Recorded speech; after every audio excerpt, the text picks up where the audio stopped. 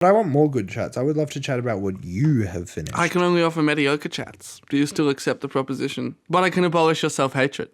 Yeah, all right, sure, let's do it then. I'm happy with this. Obviously. The thing that I have finished is Everything is Tuberculosis by John Green. I've got the TB blues. Familiar with this? No, I'm not. You familiar with John Green? He writes books about people who have cancer. No, not to be confused with Hank Green, who had cancer. Oh, I was thinking also of Hank not to be Green. confused by Hank and John Green's dad, who had cancer back in the day. Does he have a cancer now, or is he dead? He doesn't have cancer. I'm not sure if he's dead. Is the first point related to the second point? What point's what? None of this is related to anything. And him being dead. I'm just asking if you are aware of John and Hank and Dad Green. I'm aware of 2 out of the 3. Yeah. I've read some of the books by I read the Perks of Falling in Love with a Dying Woman. Yeah, nice. Yeah, hot take. Can I give you a sizzling hot take? Mm-hmm. His worst, I reckon. His worst. The Perks of Falling in Love with a Dying Woman. I'm not saying it's bad, but it's my least favorite. What about Origami Villages? What?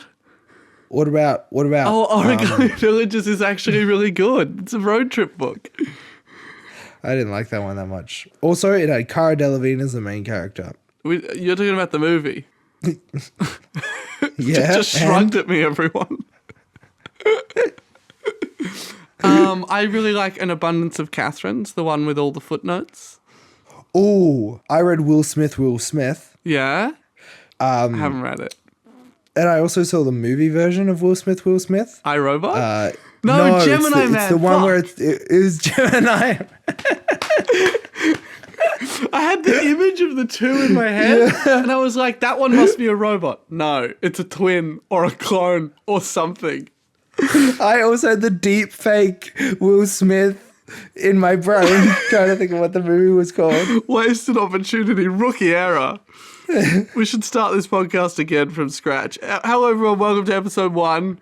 I'm doing God of War, Ragnarok, Rubens, and Poker Face. And if it ever comes up in future, just so we remember, the name of the movie is Gemini Man. Don't worry about it. I'm just foreshadowing. That'll come up in 2 years. And then I didn't. Okay, all right. So John. This is. No, wait. I'm getting there. Wait. Okay. Shut up. Right. I guess I'm being mean now. A few years ago, John Green did his first non-fiction book, which was called The Anthropocene Reviewed, where he did a bunch of reviews, but he did reviews for stuff like Falling in Love and other bullshit, you know? Was that the title of the book? No, the title was The Anthropocene Because that's Reviewed. A great title of a book. Falling in Love and Other Bullshit. Falling in Love and Other Bullshit? That's a good name. You should write that. Anyway, then he wrote a second non-fiction book called Everything is Tuberculosis, because John Green has OCD, and he got really, his special interest is tuberculosis now. And so he did a TB book, and so that's where we're at. Do you say OCD or autism? He has OCD. Oh. Yeah. But how does that relate to the second thing? Oh, he also has anxiety, OCD, and anxiety disorder, and thinks about microbes a lot. That's one of his fears / obsessive compulsions. And then they also, those two and their companies do a lot of work in Sierra Leone. They built a freaking hospital. They built an entire maternity hospital based just on donations and charity. Are you aware of this? Are you aware of Sierra Leone, like the song, Frank Ocean song Sierra Leone? Probably, yeah. Yeah? What's in the Frank Ocean song? Sierra Leone. That's it? It's the only bit I can remember. real deep. Thanks, Frank. No, Sierra Leone, the West African country. Yeah. I think it's that. Anyway, they built a hospital, and they were visiting the hospital once, and then someone from their organization, Partners in Health, was like, just come by this hospital. I just want you to see this TB hospital. Just come by. And now it's a huge thing. Right. Anyway, so I should talk about the book, I guess. Everything is Tuberculosis is a non-fiction book about tuberculosis in the world. It talks a little bit about the science of it. It talks a little bit about the history of it. A lot of it is based on the life of one particular young man in Sierra Leone called Henry Ryder, who John met in 2018 when he was over there. And so there's like multiple, it's not in order or in sections, it's kind of woven through all at once of like Henry's story, the history of like finding out that germs were a thing and finding a cure, the like history of stigmatization and like the social and political elements of this disease, and then like I guess activism about how we can fix it. Question? Yeah, I have my hand up. Yeah, I can see that. Yeah, you have a question. Yeah, I have my hand up. I'm just waiting. Oh, hi. Is that what you have your hand up for? Me. Yes. Me. Yes. Sorry, I need to support my hand with my other hand because I've been holding it up too long. Oh, like that's when you like teach. You really need to pick me next because I've been waiting so long.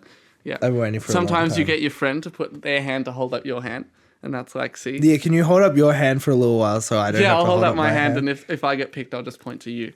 I think I think my hand's actually fine. I'll hold my hand up now. Okay. Jet, what do you know about tuberculosis? Well, my question was just about to be for the listeners' sake. Yeah. Definitely not my own. Yeah. May I go pee? No, but you can go pee. Okay, like you're physically capable, or you're not allowed. Okay, so I have a second question. You have a second question for the listeners? Yeah, for the listeners' sake. Can you give a rundown of what tuberculosis is? Absolutely, because I had no idea prior to a couple of years ago. So, tuberculosis is an infectious disease. It can be deadly. It can sometimes be latent. It is very, very widespread, particularly in third world and developing countries. Tuberculosis gets inside your lungs, usually. Sometimes it gets inside your spine, and then you have Pott's disease. It does all sorts of crazy things. And then your immune system tries to fight it off, and sometimes it succeeds and sometimes it fails. And your lungs are slowly overtaken by the growth of tuberculosis, and you very slowly waste away and die. You lose your appetite, you start coughing up blood, you can't breathe, and you eventually pass away very painfully and slowly. That sounds really bad. It's really bad. Can we get rid of that? If you've ever heard someone like Edgar Allan Poe or someone talk about consumption, that's TB. Yeah. That's the same thing. Oh. Yeah. So it was really, really widespread when the Industrial Revolution happened and everyone moved to the cities and everyone lived in a hovel with 17 members of their family and worked in a factory all day, and the air quality was really bad, and everyone was drinking each other's spit and blood. So that was pretty bad for TB. And about 1/4 of the world's population have TB, like in their system. So like you or I might. Oh. Statistically, 1 of the 4 people who lives in our house do. But because of economic injustice, probably all of us don't. And probably 4 unlucky people in like Zambia all have it. Yeah, shout out us for being TB free, I guess. Yeah, so here's the thing about TB. Completely curable. Oh. Right? If you have the right early access to tests, and you have enough drugs and the right drug regimens, you can completely fix it. No one needs to die of this disease. How do we fix it? What does it do? How do we fix it? Do we burn it? Do we? No, it's lots of drugs. It's lots of drugs that boost your immune system. There's 4 that you take initially that are called the rice drugs, but sometimes you don't. So you know how when diseases... I do rice drugs all the time. Yeah. I leave rice out on the counter for over 2 hours, then eat it and feel real sick. And then afterwards I throw up everything. And then I think that gets rid of any infection. Sure does, yes. But you know how when diseases evolve and you hit them with antibiotics and then they get used to those antibiotics and they become resistant? And that's why we're meant to take flu shots all the time. So TB's done that lots because we have... the cure takes a long time, and if you give someone the cure for a while and then they stop because they can't get to the hospital or they can't eat or something like that, they are much more likely to develop drug-resistant tuberculosis and then spread that around. So we humans have created this problem largely where there's all this drug-resistant TB, so then there's second-line drugs that take a separate test and they're harder to get, whatever, etc. So, fact number 1 about tuberculosis, completely curable. Fact number 2 about tuberculosis, kills millions of people every year. In every year, this century, except for 2020, 21, and 2022. Tuberculosis is the infectious disease that has killed the most people. Now, Reuben, what happened in those years? So you know how COVID happened and it was really bad and we had a huge global response. We shut everything down. We put everything into finding a cure and then we fixed it? I do, yes. That's just because it was killing white people and rich people. Yeah. You know what happened in 2019 and 2005 and 1984 and 2024? Tuberculosis killed a bunch of people. Fewer of them were rich and fewer of them were white, and so we can't be fucked fixing it. So that's where we're at. I have a question. Yes. Can I put my hand up for you so the teacher picks you? Yeah, I appreciate that. Yeah. Thank you. Should I talk for a bit and then when the teacher picks you, we do your question? Or should I just... Oh, yes, thanks, Teach. Jett actually has the question. I do have a question. My question is, how do we give tuberculosis to the rich white people? Yeah, right. I mean... Because I imagine that's like that's the conclusion to the book, right? Yeah, obviously. It's like we just... Like if I go to wherever there's tuberculosis...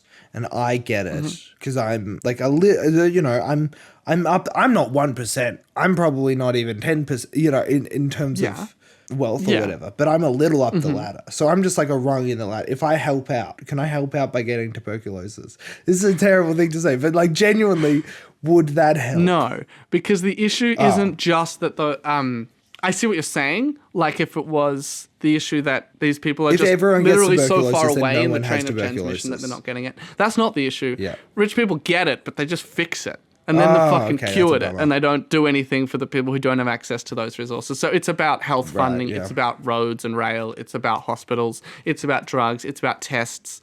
The big fight that's happening, one of the big fights that's happening in TB at the moment is patents from big pharmaceutical companies like Danaher and Danaher. So they make these incredible, amazing tests that you pop a little cartridge in the machine and it can test for multi-drug resistant tuberculosis, which drugs it's resistance to, whether those first 4 rice drugs will work or not, which ones will. And so you can save months and heaps of money and heaps of energy, and you're much more likely to cure someone because you know exactly what they have. Whereas if you test them from saliva or a chest x-ray, you're like, you have TB, maybe... Let's just start with these drugs and fucking guess. So there's amazing tests. The technology exists now, but the companies obviously want to maximize their profits off it. And so they charge much higher than at the cost they make it. So there's been some awesome activism in the last couple of years that has made some of those MDR-TB, which is multi-drug resistant tuberculosis tests, cheaper. They're now selling them to low and middle income countries at cost, which is great. But then there's another type of cartridge, and then there's another patent, and there's a fight in the court in India and World Health Organization, etc. So, yeah. I don't understand why more things aren't sold at cost. Yeah, right. Like you can have a thing and distribute it for the cost that it makes to make it. That's pretty cool. That's yeah. That's pretty cool. That's brilliant. That's pretty cool. Why don't we do that more? Governments should just make that. Well, yeah, there's this awful cycle where governments pour money into like private companies to do research and universities. That's fine. That's how we find out new stuff. That's how we found the vaccines for COVID. But the issue is the companies then turn around and say, we made this and you can't have it. And it's like, well, you spent millions of taxpayer dollars to provide this thing that can help people around the world. But now that's your product? That's your property? That's weird. You make the money off that? That seems backwards. We invested and you profit? Yeah. Anyway. So there is a really strong activist element in this book, particularly towards the end when he's talking about solutions. But I don't want to leave the impression that this is just like a big angry anti-capitalist rant, because there's beautiful human stories in there. The title, Everything is Tuberculosis, John Green can connect everything to tuberculosis because so many people have had it and so many inventions were because of it. And the state of New Mexico exists because of tuberculosis. It's like when you're on Wikipedia and you find your way back to Hitler, It's right? exactly like that, yeah. So some of the book is him doing that. Lots of just picking out different stories in history, like his uncle or Edgar Allan Poe's mum or, whoever had it. A little bit of time talking about how the cure was developed. Yeah, amazing. It's very interesting. Very cool. Do you think he's going to do a sequel on any other infectious diseases? I don't think so. I think he said he's maybe writing a novel next, maybe. But he's still doing. He does. He's been to talk to Congress about it, and he does regularly. Flies to Sierra Leone and Lesotho and stuff. So I think that Sierra Leone was in the Teen Titans book. What? Really? Yeah. Let me just check this. Who goes to Sierra Leone? It's not just a Frank Ocean song. Live fact checking, everyone. Can you stall for time for me? I can go stalling for time. Stalling for time. I found it. Wow, I found it. Quick. Okay, That's so gonna be record time. Garfield. Garfield, not to be confused with other comic character, the cat Garfield, but the character of Beast Boy, whose real name is Garfield, really, who could turn into a cat if he wanted to. He could turn into a. Wait a minute.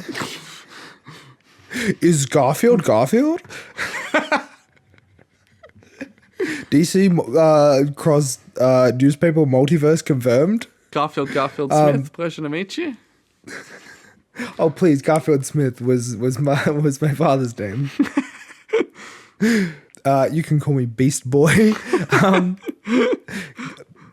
Beast Boy Garfield. His parents are scientists. Oh yeah. And so I have here a conversation between his dad and his mum. His dad says, "These corporate zombies don't care how many lives our vaccine could save. We can't afford to go back to West Africa without a grant." And then his mum says, "We have to find a way. The answer is in Sierra Leone. I can feel it." And then Gar says, "The place with the green monkeys." Wow, you found that so quick. It's at the start of the book. Still. Beast Boy has an infection from Sierra Leone, and the only way to fix it was using his parents created an experimental vaccine. They used a bunch of animal DNA, and that's how he got fucked up with animal powers, except he doesn't know that because he's been taking pills every day to suppress the side effects. Mm-hmm. But he realizes that those side effects...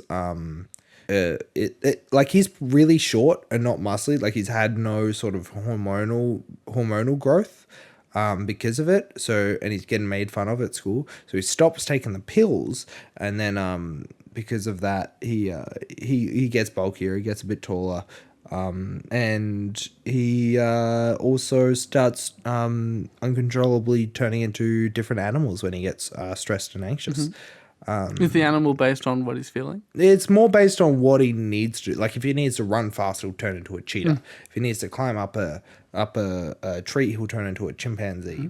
If he needs to slash someone's face, he'll turn into a tiger.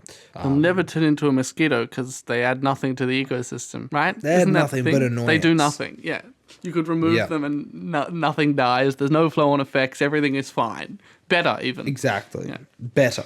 Actively better. So Sierra Leone. Wow, getting a lot of play lately. There you go. He talks about Sierra Leone in the book. He was talking to a Sierra Leonean about the history of Sierra Leone, and he said, talking about like that myth that like colonialism brings development and greater life expectancy and better quality of life. And this person from the country said to him, "Look at our railways." And so John Green went and looked at the railways, and they're all from the internal spreading out to the coast. It's like it's just for the extraction of wealth, ivory and minerals and stuff. So, right. Just like the Congo. It's a Heart of Darkness vibe. Just like Australia. Yeah. Yes, exactly. So, yeah. Train line to Bendigo. Mm-hmm. Get the gold. Get the gold. Get out of there. Get it out of there. Do we have any train lines that like weren't... the American train system. The OG. Yeah, that was for going west, wasn't it? That wasn't... Which I guess is colonialism. Oh, very much so. Absolutely, yes. But it wasn't like it wasn't it wasn't a Chris Hemsworth extraction situation. That's true, except maybe the California gold rush. They wouldn't have had boats doing that. They would have had trains doing that, No, right? they would have had trains doing that. Yeah. Never mind, I guess. And also they murdered all of those buffalo. Too many buffalo were murdered. Yeah. How many is too many? Where's your line? One, Reuben. Good. One is too many. Checking. One buffalo murdered is too many buffalo. Mm-hmm. Unless they're murdered like ethically. Then kill as many as you want. Kill them all. Anyway, everything is tuberculosis. If you're curious, he's got lots of fun videos. Just go onto YouTube Shorts and find one where he's like, someone sends in a question being like, can you connect this podcast microphone to tuberculosis? And he'll be like, yes. The guy who invented microphones died at age 24 from tuberculosis. They're all like that. I would say don't go onto YouTube Shorts. Would you? But I don't like YouTube Shorts. Most of them are bad. Except for the ones... They've gotten better. They used to be really bad. They used to be really bad. They used to be really bad. There's only two types of YouTube shorts. There's only three types of YouTube shorts that I will watch. Hank Green, John Green, and Vsauce. Yeah. If Tate Set made shorts, I'd probably watch them. Do you watch the new Tate Set video? Which one? What? Where? Where? What? He goes to the Inside the Tunnel. I haven't seen that one yet. Unbelievable. Inside Parkville. Yeah. No, not Parkville, because he was there last time. That one I saw. Anzac? No, this is the new town hall station and the new state library station. I haven't seen that one yet, no. And how they connect. Can't wait. It's pretty cool. Yeah. I also heard his real name. What? In that video. Disgusting. Like, his name isn't Tate Set. Philip or Peter or something. Yeah, something mad normal, like Smith. Smith. Hi, my name is Smith. But you can call me Smith. You can call me by my father's name, Mr. Smith. He's dead from tuberculosis, so... I shouldn't say that. This is still tangentially related to real man Tate Set. Sure. I forgot already. Anyway, should you read Everything is Tuberculosis? I was about to say, would you recommend Tuberculosis? No, don't get it. I would definitely recommend learning at least a little bit about this. But John Green has some stuff. He reads a chapter in one of his YouTube videos. I would say start on YouTube. And then if you're like, this is actually bonkers, read the book. It's also short and very accessible. So I'm not like, don't read the book. It's a boring historical account. But I was thinking that it was going to be a boring No, it's all weaved through and it's full of life and passion and the story of Henry, which I didn't even talk about at all, but I'll leave that for you to discover. Leave that, yeah. Just a little bit of a tease. Mm-hmm. That's right. Yeah. I was low-key excited to figure out some sort of solution to this whole issue in this podcast. The whole tuberculosis issue. Yeah. Since you brought it up about how the rich people don't get it or whatever the fuck, but they do. I mean, there's solutions. I was really excited to try and infect them with tuberculosis. That would be more fun than the real answer, which is like at least 20 years of like long-term sustained investment, complicated processes of collaboration across global, national and local authorities and continued research into TB because we're still finding more forms of drug-resistant TB. But, that stuff's hard. What if we just gave it to Trump, What if we just did genetic warfare? On the TB? On people. But the real enemy is don't get me wrong, the real enemy is the disease. You want to give Mark Zuckerberg a brand new disease that we cook up in a lab? Yeah, what's Bill Gates found the solution to this? Is this one of his things? Yeah, he's infecting us all with Wi-Fi or whatever. He's doing that. Yeah. The thing is, I love Wi-Fi. It's so convenient. It's so good. Yeah. God, if cyanide tasted like Wi-Fi, I'd be guzzling that down.